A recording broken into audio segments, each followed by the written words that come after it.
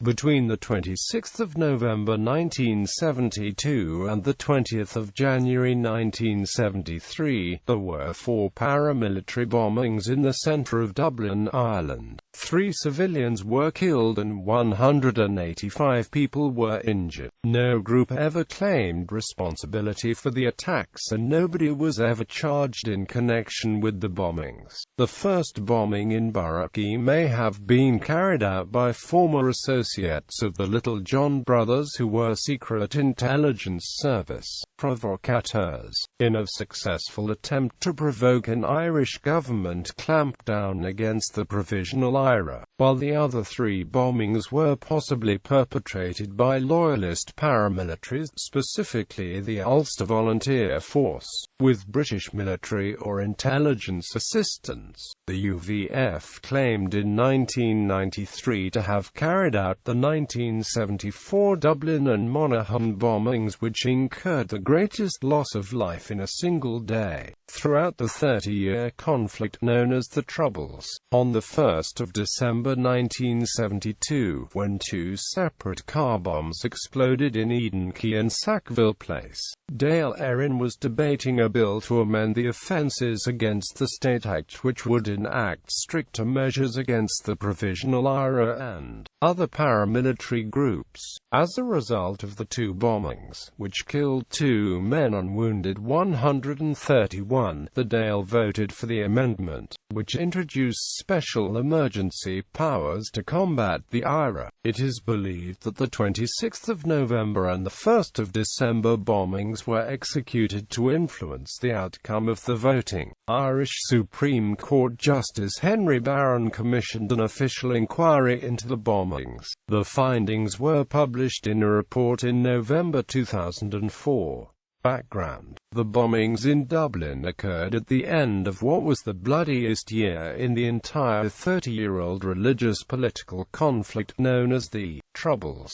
which had erupted at the end of the 1960s, following the Bloody Sunday incident in Derry on the 30th of January 1972, when the British Army's Parachute Regiment shot dead 14 unarmed Catholic civilians during an anti-internment demonstration. A torrent of anti-British sentiment was unleashed in Ireland and beyond. An angry crowd in Dublin attacked the British Embassy and burnt it to the ground. The official IRA responded with the 1972 Aldershot bombing in England, at the headquarters of the Parachute Regiment. This attack killed 7 civilians. In retaliation for the shootings in Derry, the Provisional IRA escalated its armed campaign with a series of bombings across Northern Ireland, which led to a high number of civilian casualties. 4 days after the Donegal Street bombing in central Belfast on the 20th of March, which killed 7 people, British Prime Minister Edward Heath announced the suspension of the 50-year-old Stormont Parliament and the imposition of direct rule from London. This caused Ulster loyalists and unionists throughout Northern Ireland to feel profoundly angry, shocked, and betrayed. Moreover, they considered it to have been another sign of continuing government weakness in the face of IRA violence. On the 29th of May, the official IRA declared a ceasefire. This was followed on the 27th of June by the Provisional IRA also declaring a ceasefire, which loyalists regarded with suspicion, fearing it would lead to the British government doing a secret deal resulting in United Ireland. Representatives of the IRA and British government held unprecedented secret talks in England, but these proved unsuccessful and the Provisional IRA ceasefire ended in early July after a confrontation with the British Army in Belfast, when the IRA exploded 22 bombs across Belfast in what became known as Bloody Friday. Many Ulster Protestants, after seeing the televised carnage of victims' remains being scraped off the street and poured into plastic bags,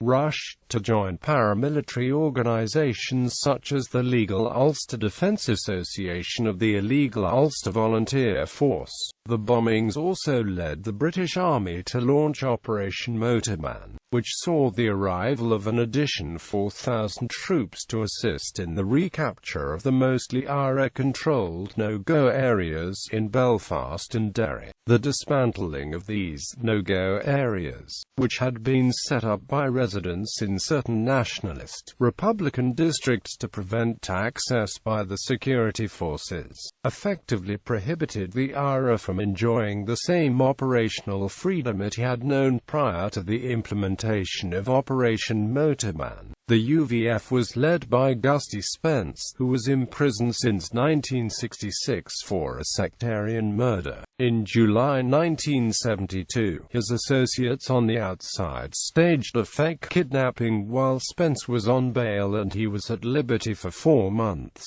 During this period he organized the UVF into brigades, battalions, companies and platoons.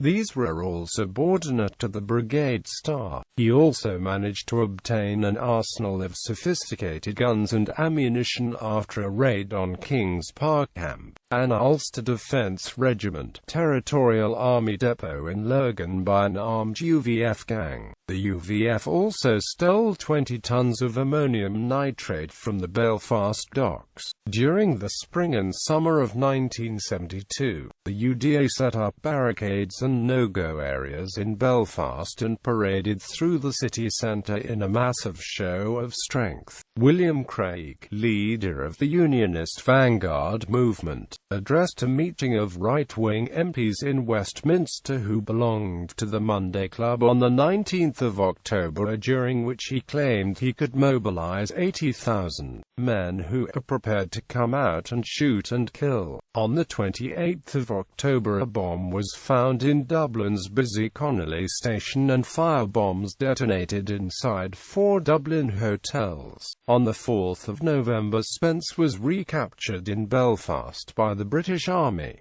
The Irish government began its clampdown against the IRA in that same year. On the 19th of November, the Provisional IRA's Chief of Staff, Sean McDeofane, was arrested in Dublin and immediately went on a hunger and thirst strike. The same month, a controversial amendment to the Offences Against the State Act, giving the Garda Síochána special powers to deal with the IRA and other subversives, was brought before Dáil Éireann, Keith and Kenneth Littlejohn on the 12th of October 1972. An armed gang executed what was at the time the biggest bank robbery in Irish history. The robbery was carried out at the Allied Irish Bank's Grafton Street branch and the gang made off with £67,000.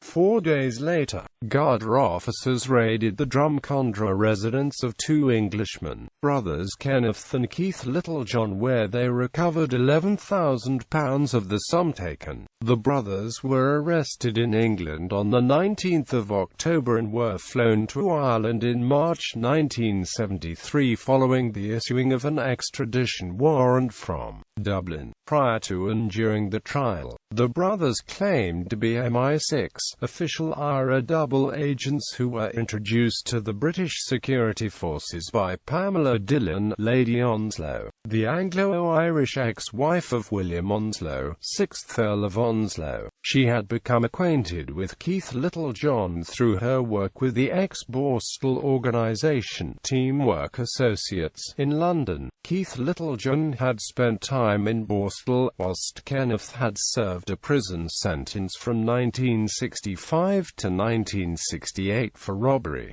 During an encounter with Lady Onslow, Keith told her that his brother Kenneth had information about arms and sources of arms for the IRA which might be of interest to Her Majesty's government. He would be prepared to make this information available only if he could be seen by a minister whose face he could recognize from having seen him on television. She passed on Keith Littlejohn's words to her friend, Lord Carrington, the Secretary of State for Defence. A meeting took place between Kenneth Littlejohn and the Under-Secretary of State for Defence, Geoffrey Johnson Smith, at her London flat on the 22nd of November 1971. After Littlejohn had told Johnson Smith what he knew about the IRA, Johnson Smith then put him in touch with the appropriate authorities. The Littlejohns claimed they were ordered to infiltrate the official IRA, and after this was accomplished, they were instructed by the British Ministry of Defence to act as agent provocateurs by carrying out robberies and other acts of violence in the Republic of Ireland to provoke the Irish government into taking a stronger stance against the IRA and other Republican subversives. The Ministry of Defence issued a statement acknowledging to having met Kenneth Littlejohn once to discuss information he had in his possession regarding the IRA, but denied that he had worked for the ministry and denied British government involvement in the Dublin bank robbery. The official IRA, while admitting to having been acquainted with the Littlejohns after the brothers arrived in Newry in 1972, denied the brothers had ever been members of the IRA. The Littlejohns were found guilty of bank robbery on 3 August 1973 and sentenced to imprisonment. Kenneth received 20 years and Keith 15 years. The brothers escaped from Dublin's Mountjoy prison in 1974. In 1975, Lady Onslow received minor injuries when she opened a letter bomb which failed to detonate properly. The bombings.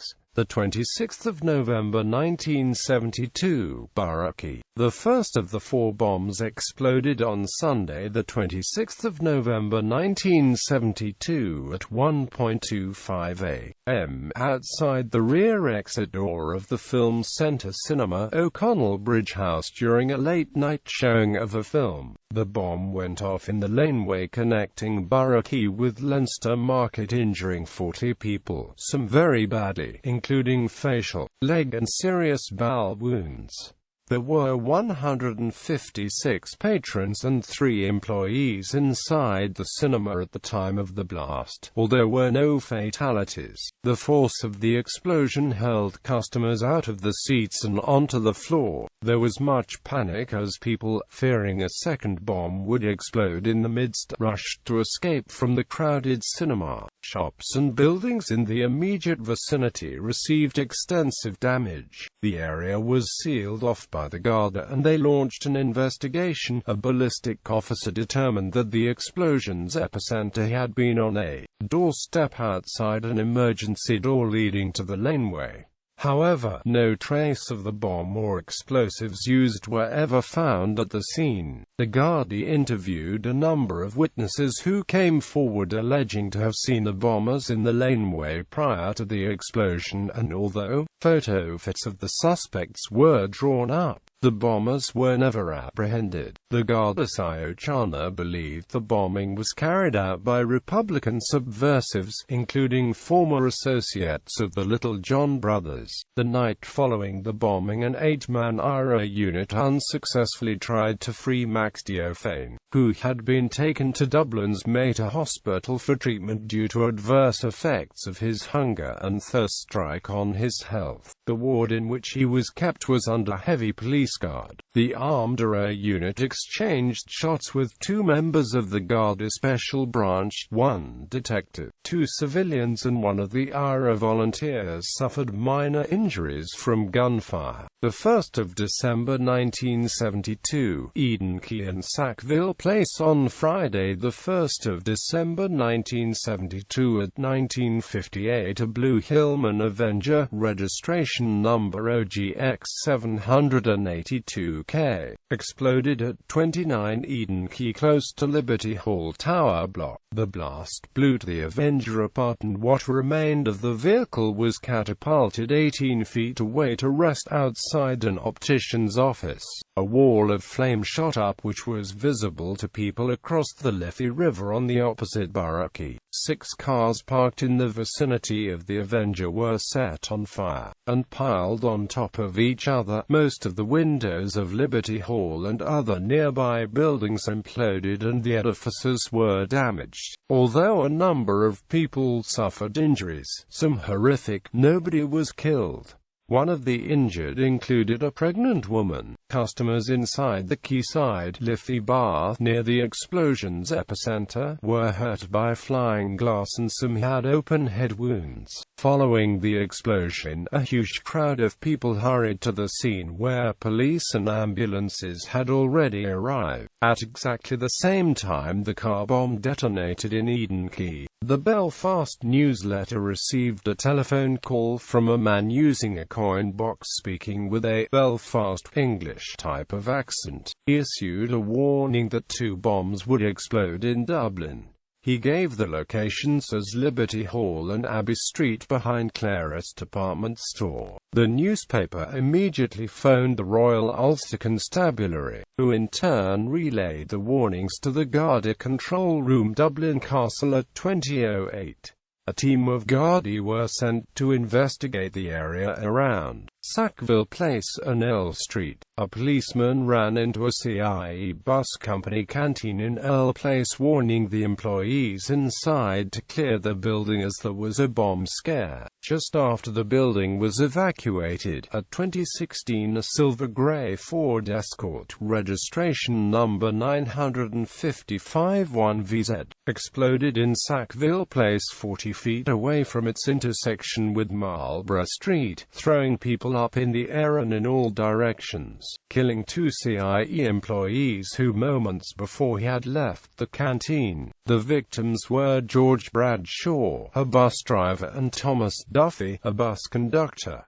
Both men were married with children. Bradshaw, whose body was rendered unrecognizable by the effects of the blast, died of severe head injuries, and Duffy was killed by a flying metal fragment which had lacerated his aorta. Henry Calder, a CIE bus driver, later told Gardaí that he had seen Bradshaw and Duffy 10 or 20 yards away walking down Sackville Place towards Marlborough Street, when the car bomb exploded beside them. Dennis Gibney, another co-worker, informed police that Bradshaw had been headed in the direction of Liberty Hall after hearing that a bomb had gone off near there. Bradshaw was found lying badly mangled beside a damaged car and was carried into a ruined shop front where a priest performed last rites. As at Quay, the Sackville Street bombing caused considerable damage to buildings and vehicles near the blast's epicenter. Sackville Place is a narrow street off O'Connell Street, Dublin's main thoroughfare. There was further panic amongst the survivors when the petrol tank inside the burning bomb car exploded. A total of 131 people were injured in both explosions. The 2 bombings had immediate political ramifications. Just as the bombs were exploding in the city centre, Dáil Éireann was debating the controversial bill to amend the Offences Against the State Act, which would enact stricter measures against the Provisional IRA and other paramilitary groups. As a result of the 2 attacks, the Dáil voted for the amendment which introduced special emergency powers to combat the IRA. In particular, this meant that a member of the IRA or any other paramilitary group could be sentenced on the word of a senior Garda officer in front of 3 judges. Before the bombings, many commentators had actually believed the bill, considered by many to be draconian, would be defeated. 13 days after the double bombing, 3 incendiary devices were found in Dublin, 1 inside Clara's department store and the other 2 in the toilets of the Premier Bar in Sackville Place. The devices had failed to explode. According to journalists Jim Cusick and Henry MacDonald, the devices were planted by the same UVF bomb unit that was responsible for the Quay and Sackville Place car bombs. The 20th of January 1973, Sackville Place. On Saturday the 20th of January 1973 at 15:08, a male caller with an English accent rang the telephone exchange in Exchequer Street, Dublin, with the following bomb warning. "Listen, love, there is a bomb in O'Connell Street at the bridge. Although the call was placed from a coin box in the Dublin area, the exact location was never determined. The telephonist immediately contacted the Garda Síochána. The streets of central Dublin were more crowded than usual as Ireland was playing the All Blacks at an international rugby match being held that afternoon in Lansdowne Road. At 15:18, a man leaving Kilmartin's betting shop in Sackville Place noticed smoke and steam emanating from the boot of a red Vauxhall Victor car parked outside Egan's pub facing the direction of O'Connell Street. Its registration number was EOI 1229. About 5 seconds later, the bomb inside the red car's boot exploded, scattering sections of the vehicle and throwing the man to his feet. The explosion was so powerful that it hurled the car's roof over adjacent Abbey Street, where it landed in Harbour Place. The right and rear hub and axle sections were blasted through a metal grille on a shop window. SEIE bus conductor, 21-year-old Thomas Douglas, originally from Stirling, Scotland, was passing the betting shop just as the bomb went off, and the force of the blast hurled him through a shop front window where he died minutes later of shock and hemorrhage from the multiple injuries he received in the explosion. The entire shop front was devastated and spattered with blood. 14 people were badly injured in the bombing, which caused bedlam as hysterical Saturday afternoon shoppers sought to flee the area in panic and confusion. The car bomb detonated at almost the exact location of the 1st of December bomb. Later eyewitness accounts suggested it had been parked at the curb several hours before it exploded. According to journalists Jim Cusick and Henry MacDonald in the book UVF, the bomb was designed to cause widespread chaos and alarm throughout the city, and to inflict massive injuries upon shoppers and pedestrians, as Saturday has traditionally been the busiest shopping day of the week for Dubliners. Guardar Investigation. No paramilitary organization claimed responsibility for any of the bombings. The two bomb sites at Eden Quay and Sackville Place were carefully examined by members of the Garda ballistics, mapping, fingerprint and photographic sections. An Irish Army EOD officer was also part of the team. They first examined the wreckage of the bomb cars and craters left by the blasts. It was suggested that the explosives used in both attacks were of the chlorate or nitrate type. The concentration of blast damage to the rear section of both vehicles suggested that the bombs were placed in either the boots or behind the back seats. It was determined that timing devices were used in both the Eden Quay and the Sackville Place bombings. Garda Detective Sergeant Eamon O'Fiachane, the head deputy of the ballistics section of the Garda Technical Bureau, had been inside Eason's bookshop in O'Connell Street when the bomb went off on the 20th of January. He immediately rushed to the scene in Sackville Place and made an examination of the area. As he measured the distance of the crater and inspected the damage done to the surrounding buildings, he discovered that the wreckage of the bomb car had been moved from the exact spot where it had detonated to allow the passage of fire brigade engines and ambulance workers to remove the dead and injured. Upon close inspection of the car, the section showing the greatest blast intensity led him to judge that the center of the explosion took place on the driver's side in the rear of the vehicle, between the boot and the rear of the rear bench seat. He suggested the explosion itself was caused by a nitrate bomb. Among the debris he found a fragment of a test tube with traces of a white crystalline deposit. It was taken for analysis. The wreckage of the bomb car was also conveyed to the Garda depot for technical examination. No conclusion was ever drawn as to the composition of the three bombs at Eden Quay and Sackville Place.